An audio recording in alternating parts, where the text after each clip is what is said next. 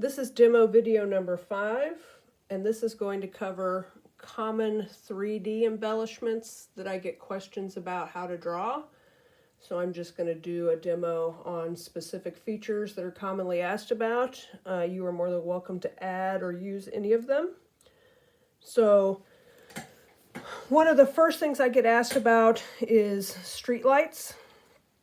Remember, if you do any type of repeated object, like the cracks in the sidewalks or rows of separated windows, things like that, you have to show that visual illusion of them getting smaller the farther away you go.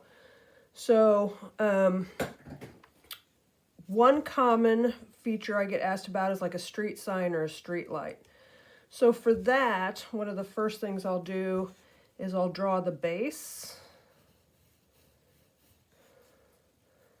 on the corner of the sidewalk, and it can be centered or off a little bit if you don't want to cover up the exact corner, like that. The pole of your first street light would go here, and obviously you want it tall enough, whoops, and make sure it's running parallel. I had mine a little crooked there. With the buildings, you want tall enough that you can walk under, right? So if I wanted to do some type of maybe a fancy street light or row of street lights, I've had people do night scenes where they have multiple lights going down the street with little rings of light underneath them. That adds to that optical illusion as well. But once you have your first street light, you're then going to draw a line where the top and bottom edge will line up and go. And then each additional light on each corner, that will tell you the height of each light post as it goes away. The tendency is to make them too big the farther away you get. So that's how you'd line a feature like that up. Okay. I've been asked about stairs a lot. So if you want to do stairs, stairs are pretty easy, but you want to be careful about two things. You don't want your stairs to run right off into the road, right? The first thing you're going to determine is where you want your stairs to go. So I'm going to have my stairs be right here and have them be that wide, okay? So stairs have two features. They have a rise, which is how far up each step is, and then they have a run, how far each step, the part you put your foot on, comes out of the building. So we're going to draw the run first. And I never go any further than that because you want to be able to get down the stairs and then continue down the sidewalk. So I'm going to draw that first edge here and here. Think of it as like a balcony on the sidewalk, right? Sitting on the ground.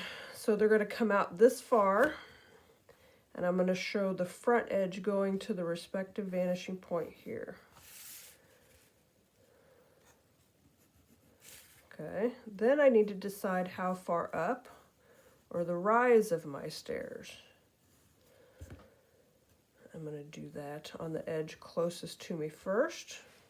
Okay, and then I connect those two. So that's going to tell me how far I have for my rise and my run. Now the run goes to the opposite vanishing point. So I'm going to start with my first step here, and it's going to come out and go straight down using the LVP. Okay, and then it's going to come out again using my LVP, and then straight down. And then I have room for about one more, and that's going to be it. So there's only going to be room for 3 steps right here, and that's okay. All right. So now I can get rid of those lines there. Now, every single corner, right, 1, 2, 3, 4, 5, 6, 7, are now going to recede to my RVP.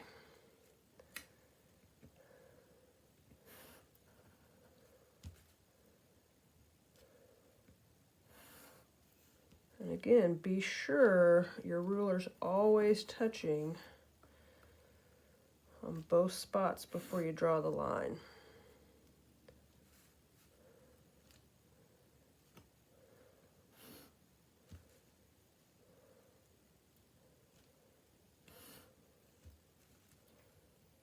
And I draw the lines well past where I think they're going to go, right? It's just going to save me some time. Okay. Now at this point, you can erase the bottom edge of the building in there. This line here, because we're not going to need that. And then the back edge is going to run parallel with the front edge. So this edge is vertical. This one is also vertical. So it's going to go up, and then it's going to go to the LVP. And don't be afraid to try it. It's not as hard as it looks, right? It's like a row, it's like a stack of cubes below the horizon line. And then once you have your stairs connected to the building, you can add the door to the top of it. And again, be sure the door runs parallel with the side of the building.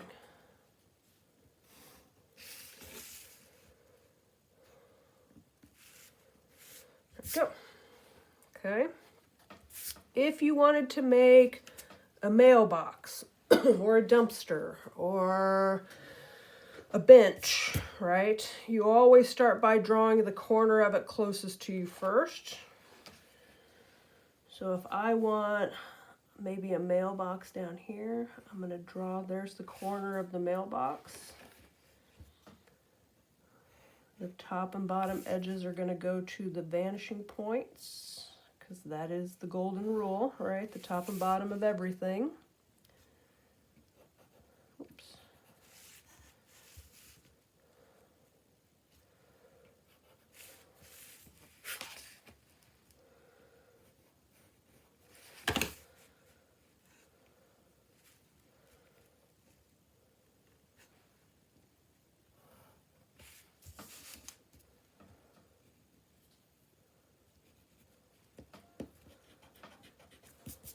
So I could make that have a curved top if I want.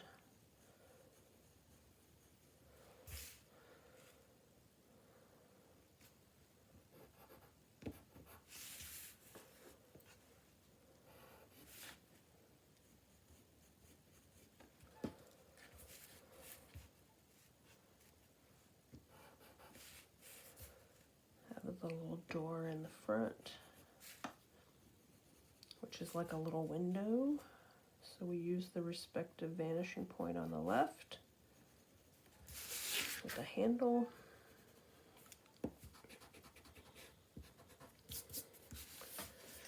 You could give it legs, doesn't have to have legs, right? What else?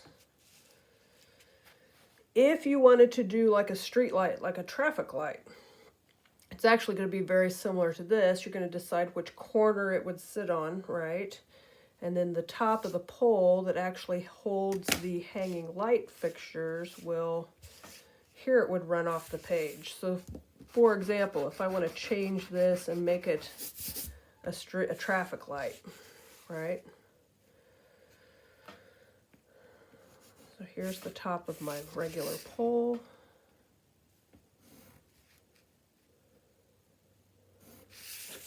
The pole's going to go out over my left road, so I'm going to use the right RVP.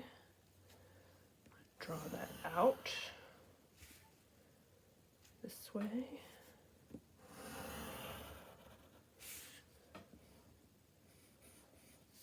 And depending on where it falls in the center of your paper, it might even actually run off a little bit, right?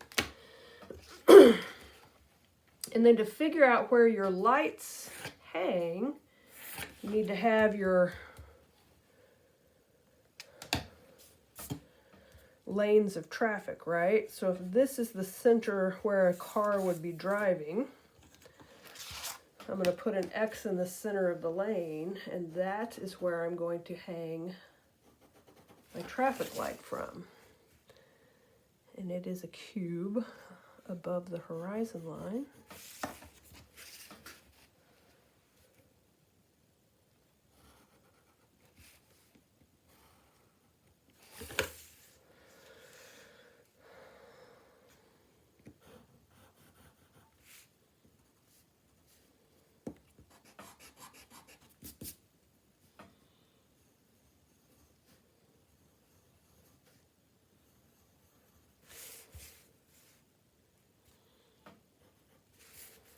Actually, it's on the horizon line, so there's just going to be a left and a right side for this one, because we don't see the top or the bottom.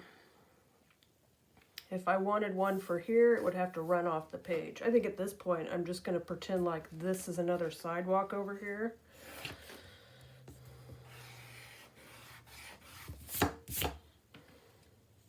And have that be a one-way street, so it doesn't run off the page.